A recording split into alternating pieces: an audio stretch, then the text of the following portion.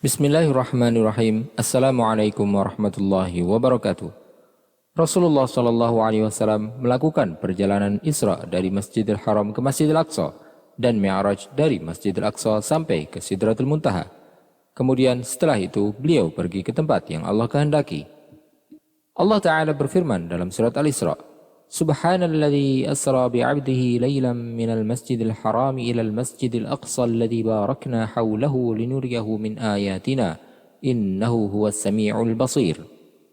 Maha suci Allah yang telah memperjalankan hambanya pada malam hari dari Masjidil Haram ke Masjidil Aqsa yang telah kami berkahi sekelilingnya agar kami perlihatkan kepadanya sebagian tanda-tanda kebesaran kami. Sesungguhnya dia maha mendengar, maha melihat. Pada saat peristiwa Isra Mi'raj tersebut, Rasulullah SAW melihat malaikat yang tersenyum kepada beliau. Namun ada satu malaikat yang dilihat oleh Rasulullah SAW yang tidak tersenyum. Dia adalah penjaga neraka, malaikat Malik. Dia adalah malaikat yang mulia yang ditugaskan oleh Allah SWT untuk menjaga pintu-pintu neraka. Telah banyak disebutkan ciri-ciri tentang malaikat Malik, sang penjaga neraka, dan ciri-ciri yang paling terlihat adalah bahwasanya dia bermuka masam dan cemberut, tidak pernah tersenyum sejak awal diciptakan oleh Allah SWT. Apakah malaikat penjaga neraka tersebut memiliki para pembantu?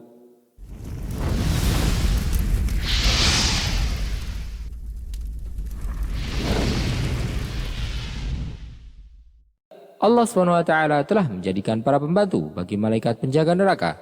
Sebagian ulama mengatakan bahwasanya para pembantu malaikat penjaga neraka ada 19 yang telah disebutkan oleh Allah SWT dalam firman-Nya. Alaiha tis'ata asyar. Di atasnya ada 19 malaikat penjaga.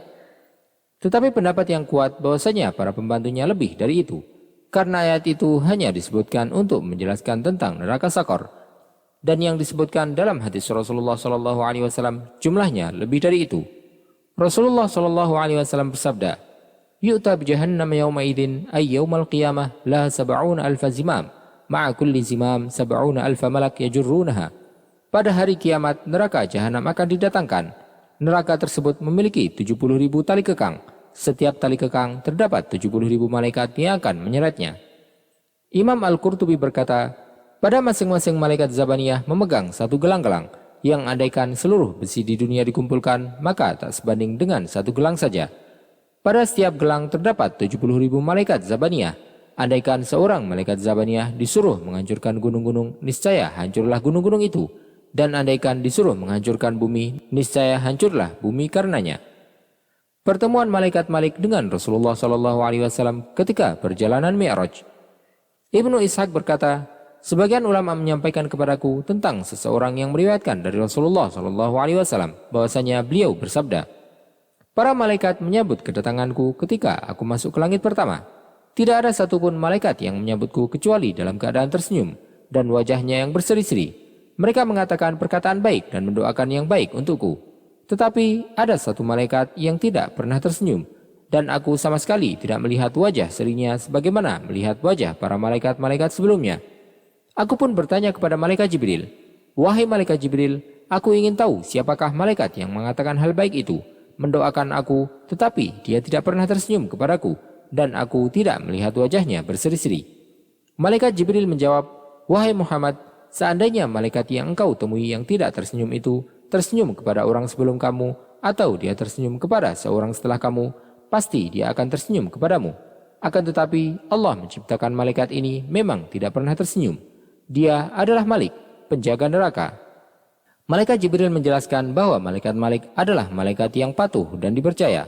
Rasulullah SAW kemudian bertanya kepadanya, tidakkah kau memerintahkan kepadanya untuk memperlihatkan neraka kepadaku? Malaikat Jibril pun menjawab, tentu. Wahai malaikat Malik, perlihatkanlah neraka kepada Nabi Muhammad SAW. Rasulullah SAW kemudian bersabda, maka dia membuka tutupnya. Kemudian api pun mendidih dan naik ke atas. Sampai aku mengira kalau api itu akan melihat apa yang aku lihat. Aku berkata kepada Jibril, perintahkan kepadanya untuk mengembalikan itu ke tempatnya. Kemudian malaikat Malik berkata kepada api neraka, bersembunyilah. Maka api itu pun kembali ke tempat dia keluar darinya. Maka kembalinya dia tidak seperti yang terjadi pada bayangan.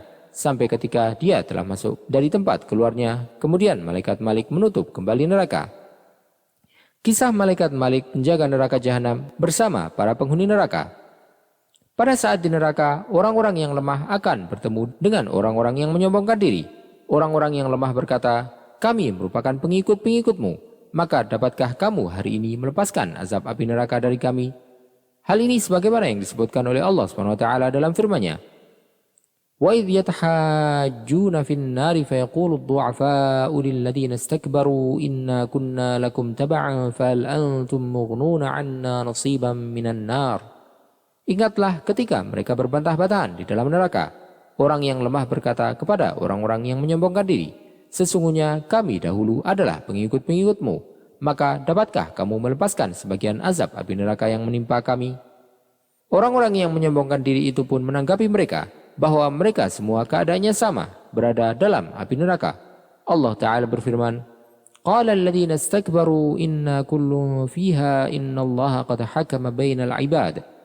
Orang-orang yang menyombongkan diri menjawab, "Sesungguhnya kita semua sama-sama di dalam neraka. Sesungguhnya Allah telah menetapkan keputusan di antara hamba-hambanya." Allah SWT juga berfirman, وَقَالَ الَّذِينَ فِي النَّارِ لِخَزَنَةِ جَهَنَّمَ ادْعُوا رَبَّكُمْ يُخَفِّفْ عَنَّا يَوْمًا مِنَ الْعَذَابِ. Maka kemudian orang-orang yang berada di dalam neraka berkata kepada penjaga-penjaga neraka jahanam, "Mohonkanlah kepada Tuhanmu agar dia meringankan azab atas kami sehari saja." Namun para malaikat penjaga neraka menjawab sebagaimana yang Allah SWT sebutkan dalam firman-Nya, "Qalu awalam taku ta'tikum rusulukum bil bayyinat? Qalu bala, qalu fad'u وَمَا دُعَاءُ الْكَافِرِينَ إِلَّا فِي ضَلَالٍ إِنَّا لَنَنْصُرُ رُسُلَنَا وَالَّذِينَ آمَنُوا فِي الْحَيَاةِ الدُّنْيَا وَيَوْمَ يَقُومُ الْأَشْهَادُ. Penjaga-penjaga jahanam berkata, "Bukankah Rasul-Rasul telah datang kepadamu dengan membawa bukti-bukti yang nyata?" Mereka menjawab, "Benar, telah datang." Mereka berkata, "Mohonlah sendiri." Akan tetapi doa orang-orang kafir itu sia-sia belaka.